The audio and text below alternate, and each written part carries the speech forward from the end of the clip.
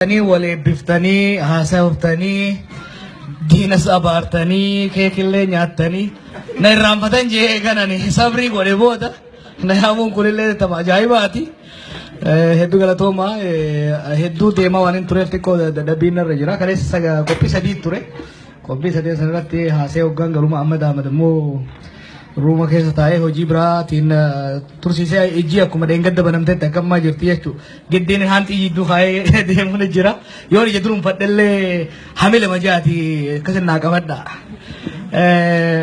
دندنا ني garan Jawa tu je, garan Jawa cura bung hundi korak kona sensu no no.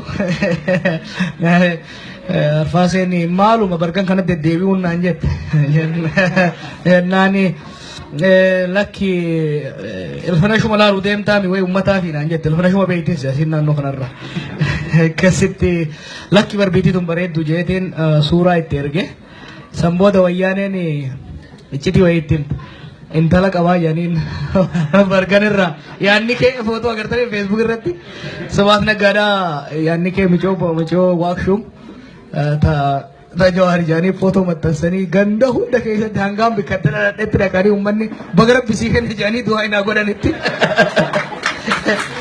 ना इंतला नोए वंदे कवा उगती यानी के दा फब्बा तो हुन वन्ना बोसमले वन्ना मगाने Sumiti hedduu jireechu wanni nu harkisu dara jaalatti immoo oromummaadha ummata kiyya jidduutti argame ummata kiyya wajjin waliin haasa'uun wal dhaga'uun hedduu na gammachiisa waan isinitti haasa'uun waan isinii dalaynu karoora baafnu tarsiimoo malaayikaan nutti himtu isumaan nu hima jechuudha isin dhaggeeffannee isin wajjin haasaa goonu keessaa ummanni kun maal barbaada ummanni kun akkam garmaa'uu danda'a modeelota adda addaa jiran irraa kan ummata kanaa ta'uu danda'u kan jedhuun deemna kanaaf isin tajaajiluudhaaf isin jidduu deemnee isin wajjin mari'achuun dirqama waan ta'eef waan irraa gammadus waan ta'eef hin dhufa galatoomaa ulfaadhaa hawaasni as jirtan bifa adda addaatiin gurmootanii jirtan qophii bareedaa kana qopheessitanii obsa ajaa'iba rabbiin oromoof kanne kana gammaa turtanii ayyaana waggaa lammaffaa miidiyaa keessanii kana bareechisuu keessaniif ulfaadhaa ammallee tokkummaan teessanaa cimtuun jedha keessattuu immoo dubartoonni keenya nyaata mi'aawaa san qopheessitanii fiduun keessan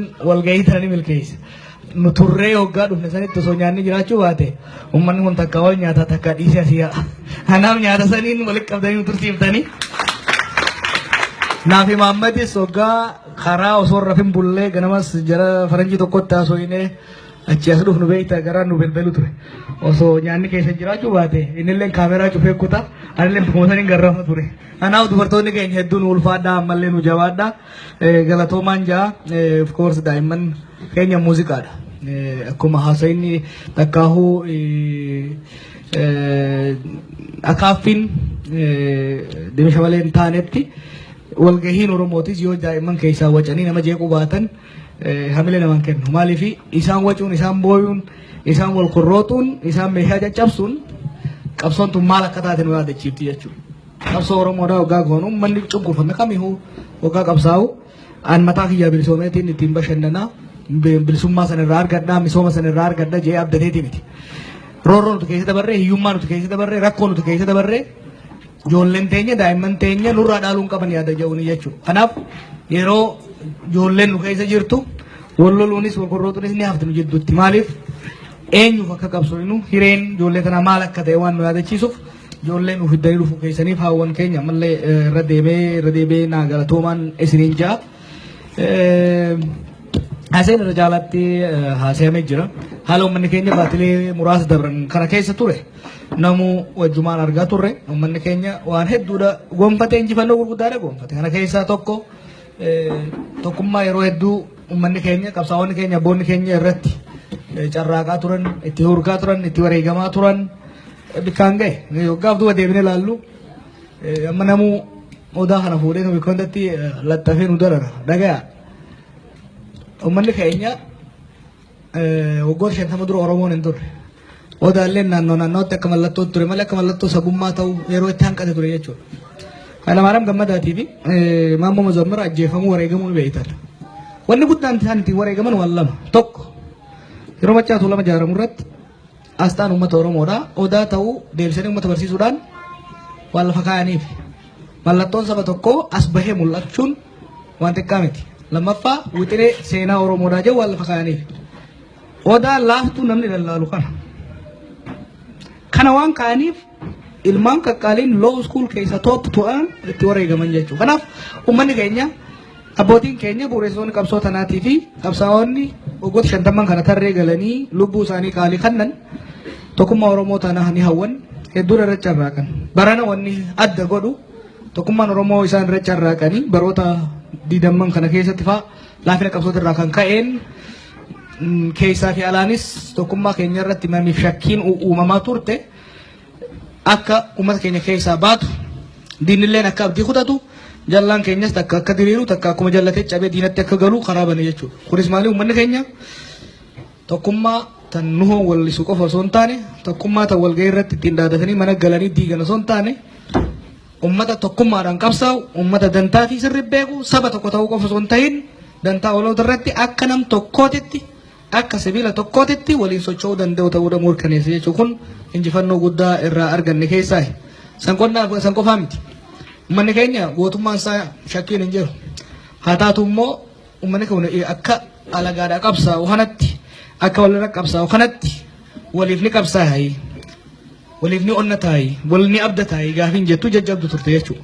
Bara namni keenya harka duwwaa wayyaanee dura dhaabbachuudhaan ija diimsuu garsiisuudhaan harka duwwaa wayyaanee ofirraa dachaasuu qofa osoo hin tahin waraana agaazii hamma funyaanitti hidhate qawwee irraa hiisisuu sadarkaa itti danda'e irra seene jechuudha. Uummanni keenya ifiif qabsaa'u gootummaan isaa gootummaa alagaaf ergamtu osoo hin taane gootummaa dantaa sabaatiif dantaa Oromootii fi Oromiyaadhaatiif ooltu ta'uu agarsiisuudhaan Oromoota jidduutti walitti onnachuun wal abdachuun akka dhuftu alagaa jidduutti immoo Oromoon tuffatamte sun akka sodaatamtu Oromoon kalee tuffatamte sun akka kabajamtu Oromoon akka if kabaju hireebanii jira jechuudha. Gama dippiloomaasiitiin hojiilee hojjetaman waan bal'atti argaa jirtan waan ifiifis hojjetaa turtan. Yeroo dheeraa uummanni keenya har'aame rakkoon uummata keenya irra ka'ee rakkoon uummata keenya irra ka'ee har'aa miti. Ajjeefamuun hidhamuun nuuf aadaa taatee jirti jechuudha. Akkuma dhalachuun aadaa taatetti duutilleen ajjeefamuun hidhamuun hiraarfamuun akka waan Oromoodhaa qooda taatetti yeroo dheeraadhaaf irra turre. Haa taatu faranjiinis ni beekti har'aame kana dhageesse. Garuu hoggaa Oromoon socho'ee ifiif qabsaa'uu eegalu hoggaa Oromoon jabaatee kittileeyyoo isaan nurra tuulan san hidda sii raasuu eegalu yeroo naannoo sanitti takkaa bilisummaa tiyya takkaa badiidha. Tokko nyaatee tokko gabuun bulu nuti gabroomnee isin nurra tuulamtaniin deemtan isinii fi kittileeyyoon ta'isanis qileedhaa qaajee hoggaa raasuu eegalu faranjiin kaleessa hidhii nuti xuuxu qalama qabatteeti waraqaa gabbaate jechuudha. Bifa kanaan European Union keessatti resolutionii ba'anii beeytan paarlaamaa Awurooppaa keessatti akka waan Oromoon haasayetti warri paarlaamota haasayaa turan biyyoota adda addaa biyya teessan malee Noorwee kana malee biyya hunda keessatti gama dippiloomaasiitiin injifannoon argame jechuudha. Yoo abbaan iyyate ollaan dirmata dur ammaa miti. Yoo abbaan shimala fuudhee diina iyyisiise ollaan namaa dirmata jechuudha bara saanaa kana keessa. Oromoon wanni godhe iyyee dadhabnaan mammaisiisuun doohun gorre amma booda nuti iyyee nuti inni ayyuudhu. Kanaaf yoosaniin hojii gaggaarii hojjete uummanni keenya.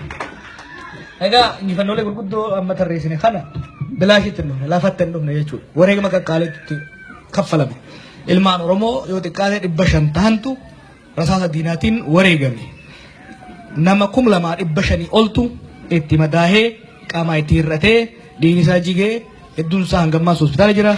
Hedduun immoo bakkoota adda addaatti rakkataa jira.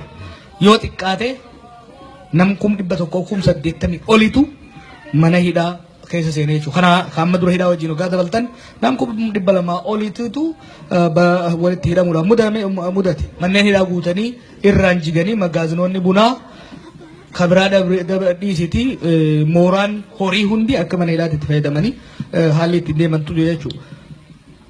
Wareegama qaqqaalee wareegama ulfaataatu dhufe garuu wareegama kabajaatiitu dhufe jechuudha. Oromoon du'uun Oromoon ajjeefamuun laafaan turre waan haaraa miti. Haa taatu immoo duutii ajjeefamuun hidhamuun baranaatuuni namni keenya dachii fi dirree osoo dheessu osoo hin ta'in osoo diina dura dhaabbatu osoo baqatu osoo hin ta'in osoo diina baqachiisu osoo qabeenyi isaa jalaa balbadaa osoo hin ta'in qabeenya diinaa osoo barbadeessu wareegama kaffalame waan ta'eef wareegama kabajaa ummata keenyatti saba keenyatti hore wareegamtoota sanillee akka galmee seenaatirra ta'an kan godhe waan ta'eef imimmaan keenya injifannoo saniin kan qooru ta'a. Egaa gara fuulduratti nabi dubbiin teemaa mi'ooyti jennaan ta dabarte dhiisetiin ta fuuldura haasaa jiru. Nasirreessa sheekonni yoon hadiisa da'iifa dubbadde. Ta dabarte hangana yoo tuyne ta gara fuuldura irra fuulleffachuu. Gara fuulduraa irratti injifannoo hanga ammaa arganneen qoma dhayannee deechisaa iyyaasee fi ashooshilaa yoo bullee rakko injifannoo hanga ammaa argammee amma tokko ol yaadachiisa qalbiin teenyaa fi hojiin nuti hojjennu karoorri nuti hojjennu kan gara fuulduraati irratti fuulleffachuudha qaba. Maaliif injifannoon wareegama gurguddaadhaan dhufe kun baatii shan waggaa 50 dhufe kun sa'a 5 keessatti kasaaruun ni danda'ama jechuudha. Kanaaf hojii gara fuulduraa hojjennu keessatti injifannooleen hanga ammaa argaman akka hin sharafamne akka hin miidhamne if duuba shirgigaachuun akka hin dhufne of eeggachuudha barbaachisa. Qabsoo jechuun gaara yaabbachuudha. Warri raasaa tuulamaatirraa dhuftan dhiifama nu godha warri qilee keessaa dhufne gaara kana hedduu sodaanna. Gaara kana waggaa ol gabbaatu adduma hidda qabattee ol baatuun yoo hiddi sun cite yoo mil shirgigaate yoo dagattee waa hilaaniin haasaa jette bekkarraa dhufte gaddeebita. Nagaan osoo hin ta'in caccabte. Kanaaf namni keenya qabsoo godhu kana keessatti of eeggannoo guddaa godhuu qaba. Gara fuulduraa akka hin shirgigaanne wantoota gara fuulduraa nu shirgigaachisan keessaa wantoota tokkummaa keenya miidhuu danda'an hanjamaa xixiqqaa nama keenya miidhuu danda'u irraa of eeguudha barbaachisa. Waggoota 50 dabre keessatti dogongoroota adda addaa hojjechuu ni dandeenya. Maaliif eksperimentaal ture qabsoon teenya. Qabsoon teenya qabsoo eksperimentaal yookiin immoo yaalii bira dabre riil ta'ee sadarkaa goolabbii irra waan gaheef sadarkaa dhumaa kanarratti rakkooleen xixiqqoon gaaga'ama gurguddoo dogongoroonni gurguddoo xixiqqoon balaa kufaati.